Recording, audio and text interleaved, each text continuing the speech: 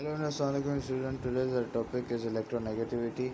So today we'll gonna look at this topic and we'll write the definition and we'll clear all the concept about the electronegativity. So let's start without wasting our time. Okay. So first of all, let's starting with the definition, which is important. And the definition of electronegativity is it is a force, and you guys I think must know about force if you are here. It's a force,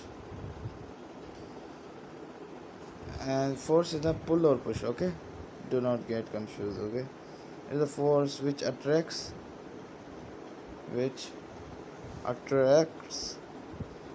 attracts means to pull. Okay, it's a force which attracts electron which attracts electron which attracts the paired electron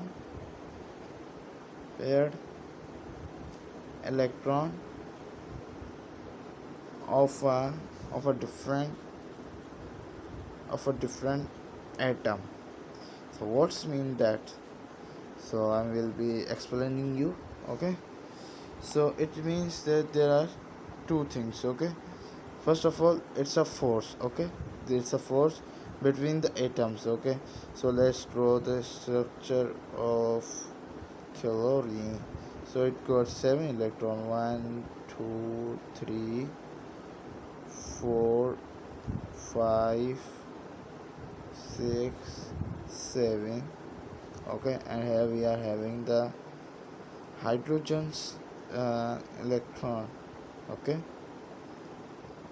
so this is the valence shell of hydrogen, H2, and this is the valence shell of chlorine. Okay, so here we will gonna see that. Okay, so first of all, what does electronegativity do is the means attraction is to attract the electron of a different atom. Okay, so chlorine will be having a bond, as you guys know that chlorine is have a bond of HCl, which is a covalent bond, and it is known as the high acid.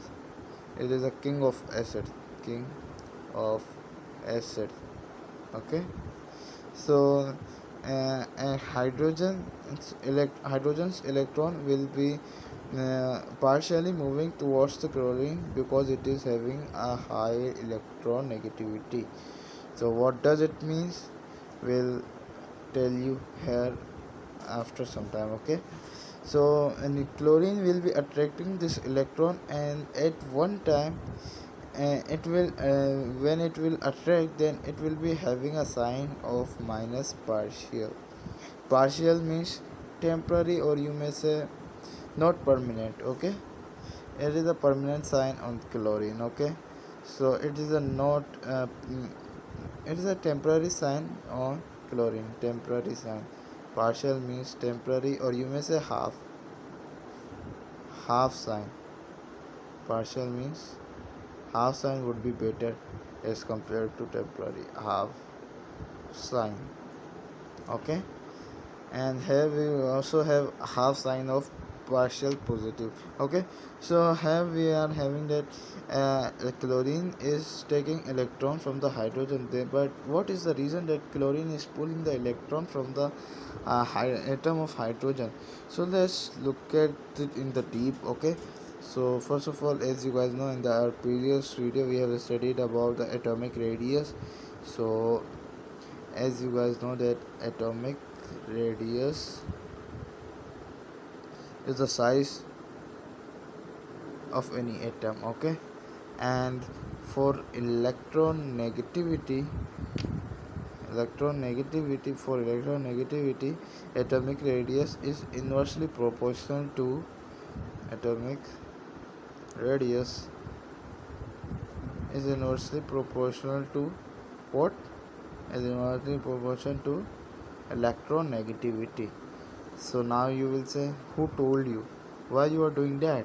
So I will say, Coulomb's told me. Who told me? Coulomb. According to Coulomb's law, wait. I will be telling you. Okay, do not go.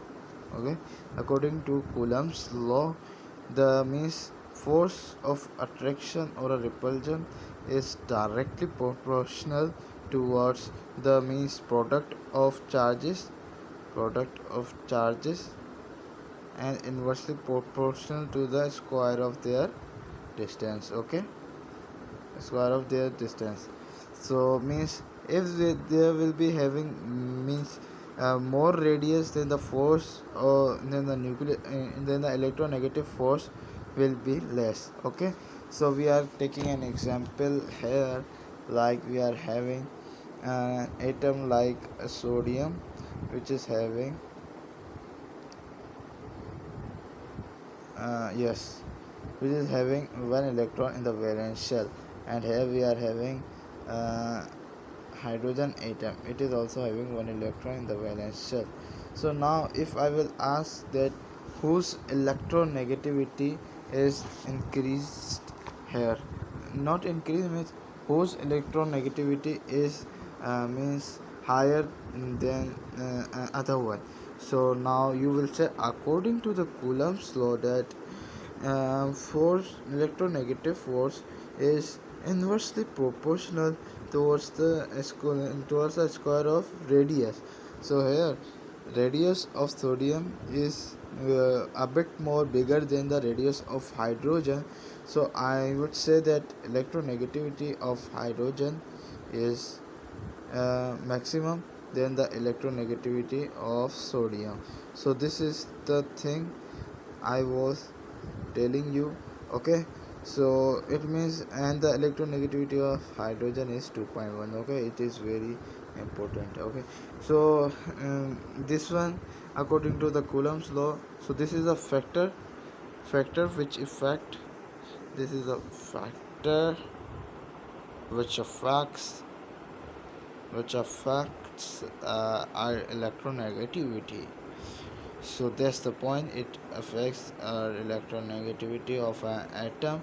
So if we look at the another means point of Coulomb's, he said that we will be having means force is directly proportional to the means charges. So for example, if there is an atom which is having 15 proton, okay, and if there is an atom which is having 11 proton, okay, so in 11 proton there is a more bigger size. Okay, so means it is having less nuclear force than this one. Okay, so it is having a high nuclear force, and nuclear force plus means low atomic size,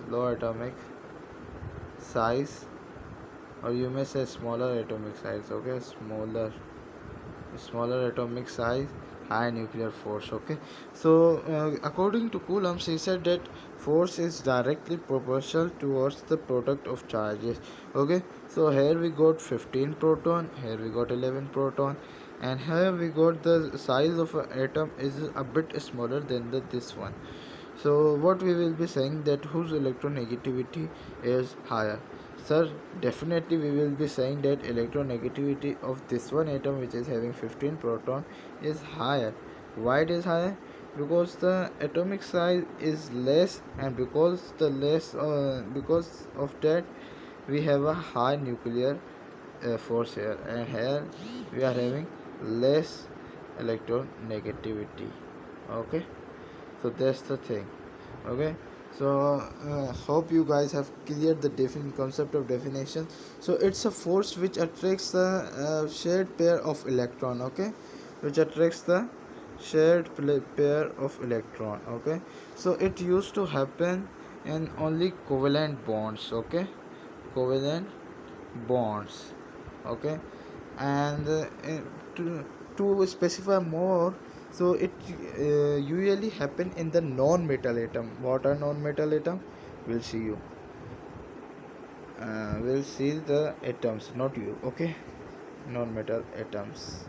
Okay, so here are two types of non-metal atom: homogeneous atom, homogeneous, and heterogeneous. homogeneous. Okay, so these are the two types of what, non-metal atoms. Okay, so it usually happen in electronegativity usually happen in the non-metal atom. So here we have homogeneous molecule like H2, Cl2, N2, and so on. Okay, there are a lot of two, etc, etc, etc. Okay, and if we look at the means heterogeneous molecule, so we are having NO, NH3, comma H2O. Means there are the means in their whole equation there is not only a one metal present here. Okay, so because of that it usually happen in the non-metal atom. Okay, so here I am giving the example of non-metal atom, so definitely there would be no any atom present. Okay, and etc etc, there are more molecules. Okay, so if I would ask that in which electronegativity will be happening, so if we look at this homogeneous, so electronegativity of hydrogen is 2.1 and then electronegativity of the other one hydrogen is 2.1. When we will be looking at the difference, so here will be a zero difference, means there will be not any electronegativity. Okay, so now get a compound from here, for example water.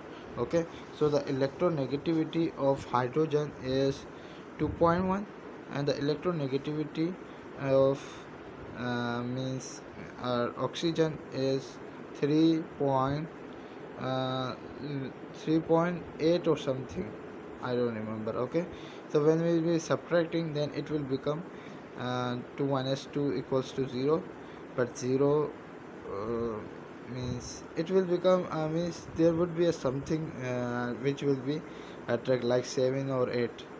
It will be I think 1.7 or something like that. Okay, I forgot about it. So the electronegativity difference in water would be 1.7. I am very weak in maths. Okay, so that's why I can't do it like this, so I used to do it like this one. Okay, so 2.1 minus 2.1 plus 3.6, 3.8, sorry, 3.8, 3.8.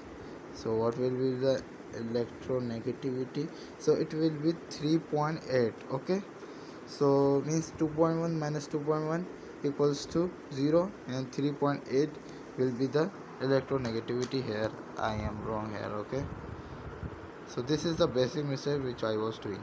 Okay, so 3.8 electronegativity will be higher in the molecule of H2O. Okay, so that's the thing, it do not happen in electronegativity do not take place here, do not take place in homogeneous molecule. Homogeneous means same molecule. Okay, same molecule in homogeneous molecules. If you are having any question, then ask me in comments. Okay, I will be definitely replying you. Okay, so here we are having heterogeneous molecules and it takes place in heterogeneous molecule takes place. Okay, so it will be happening here. Okay, so hope you guys enjoyed our lecture. We'll see you in the very next video, and if you want more videos like that, then comment down below. We'll see you in the very next video.